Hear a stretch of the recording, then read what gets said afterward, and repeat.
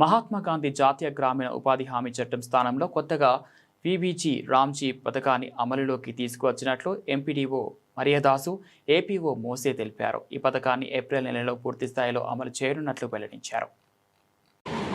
నమస్కారం అండి.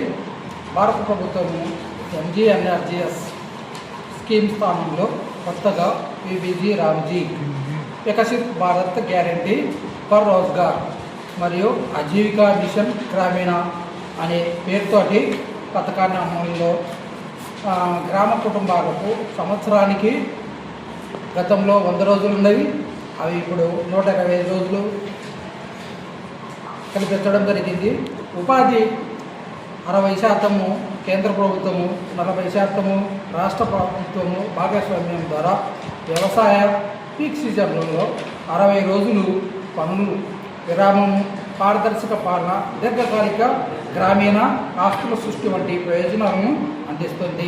ఈ పథకము కింద ప్రజలకు మరి ముఖ్యంగా జల సంరక్షణ, గ్రామీణ మౌలిక వసతులు, అదేవిధంగా స్కిల్ సెంటర్లు, పశు సంపద మరియు మత్స్య సంపద పెంపుదల, గ్రామీణ మార్కెట్ల ఏర్పాటు వంటి మౌలిక సదుపాయాలు, తుఫాను వరద నియంత్రణ నిర్మాణాలు అదేవిధంగా చేపట్టినట్లు తెలిపారు.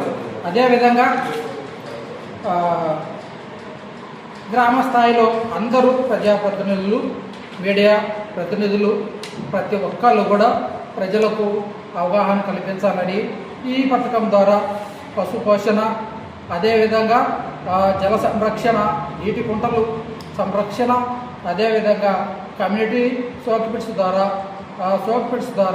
వాటర్ ఫారం పౌండ్స్ ద్వారా జల సంరక్షణను కాపాడడానికి మనకు అవకాశం ఉంటుంది.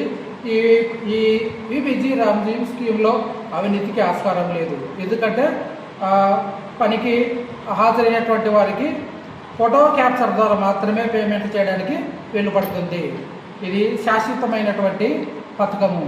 ఈ పథకం ద్వారా వేతనదారులకు శాశ్వతమైనటువంటి లబ్ధి చేకూరుతుంది.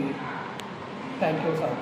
ఈరోజు పుల్లల చెరువు మండలంలో మండల స్థాయిలో ఉన్నటువంటి మీడియా సమావేశం ఏర్పాటు చేయడం జరిగింది. ఈ సమావేశంలో ముఖ్యంగా మహాత్మా గాంధీ జాతీయ గ్రామీణ ఉపాధి హామీ పథకం అనే ఒక విస్తృతమైన పెద్ద పథకాన్ని కేంద్ర ప్రభుత్వం పేరు మార్చి వికసిత్ భారత్ గ్రామీణ్ రోజ్గార్ ఆజీవికా మిషన్ అని కొత్త పథకం రూపంలో ముందుకు తేవడం జరిగింది. ఇది రేపు ఏప్రిల్ నుంచి పూర్తి స్థాయిలో అమలు చేయడానికి ప్రయత్నంలో భాగంగా ప్రజల్లో ఉన్నటువంటి కొన్ని అపోహలను తొలగిస్తూ ప్రభుత్వము ఒక 6 వారాలు షెడ్యూల్ వేసి, ఈ షెడ్యూల్ ప్రకారము మనము ముందుగా మీడియా ద్వారా ప్రజల్లోకి ఈ పథకం యొక్క గొప్పతనాన్ని వివరించాలనే ఉద్దేశంతో కార్యక్రమం ఏర్పాటు చేయడం జరిగింది. గతంలో ఏంటంటే ఈ కార్యక్రమం కేవలం ఉపాధి కల్పనే పరిమితంగా ఉండేది. అయితే వీబీజీ రామ్జీలో ఇది శాశ్వత ఆస్తుల సృష్టి, మౌలిక వసతుల అభివృద్ధి, జీవనోపాధులు బలోపేతం చేయటానికి దోహదపడుతుంది. అంతేకాకుండా గతంలో కేవలం వేతనాలకు మాత్రమే ఇది ఉపయోగపడుతుంది అనేది అపోహ ఉండేది. ఇప్పుడు రైతులు, మహిళా సంఘాలు, ముఖ్యంగా యువతకి స్కిల్ రూపంలో వాళ్ళకి శిక్షణ ఇచ్చి యువతను అందరినీ కూడా 10వ తరగతి చదివినటువంటి యువకులకు 18 సంవత్సరాలు, 15 నుంచి 30 సంవత్సరాల లోపు ఉన్న వాళ్ళందరికీ శిక్షణ ఇవ్వటం, వారికి శాశ్వతమైనటువంటి జీవనోపాధి కల్పించాలనే ఉద్దేశం ఒకటి ఈ వీబీజీ రామ్జీలో తీసుకొని రావడం జరుగుతుంది.